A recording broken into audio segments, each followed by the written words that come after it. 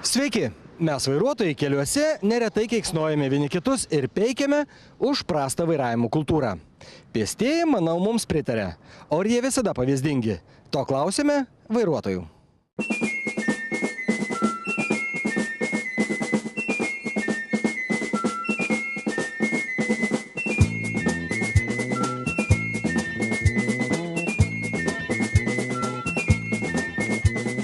Kokie yra mūsų pėstieji? Yra įvairiausių variantų pasitaikę. Normalūs.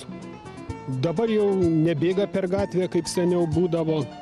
Kartais būna labai, irgi nekultūringi ir praeina ne per pėsčiųjų perėją, kažkur kitur ten bėga. Pavyzdžiui, bobutės dažnai eina. Vieni galvoja apie save, kiti nelabai. Netidus labai. A neišbėga ant sankryžos visą laiką ant perėjos ir stabdyk.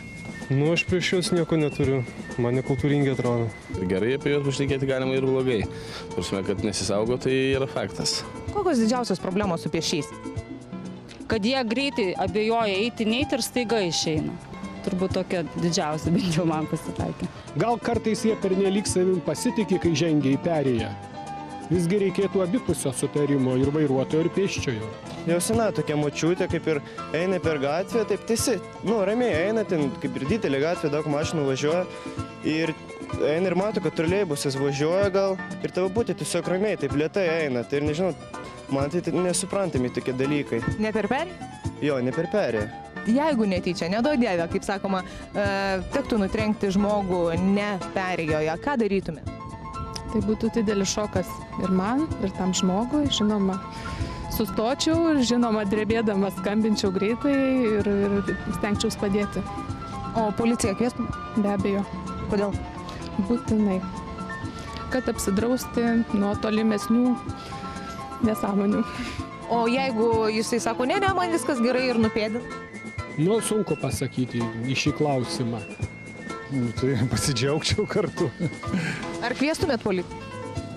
Jeigu dėl jo kalties, bet kokiu atveju, jeigu jam viskas gerai, tai turbūt, kad nekviesčiau. Net neįsivaizduoju iš tikrųjų, nes situacijos įtariu priklausytų, nes šokas gi būna. Neįsivaizduoju, gal kaip tada pasielgti. Ne, vis tiek paklausiu, kaip jam ta prasme pažiūrėčiau, kaip tiesiog sveikata, taip toliau. Tai reikėtų ir policiją kviesti, be abejo. Kodėlgi, čia jau sakau, nėra čia, jeigu, sakykime, jo lab, kad dar kaltas būtum ir žmogus ten, tai paskui ieškoti nuotykių, kad tiksliau tavęs pradėtų ieškoti, tai painioti, tai reikėtų kviesti ir policiją, manau, tokiu atveju irgi, kad būtum bent jau ramytų, sąžinė ir ramiai mėgot galėtum.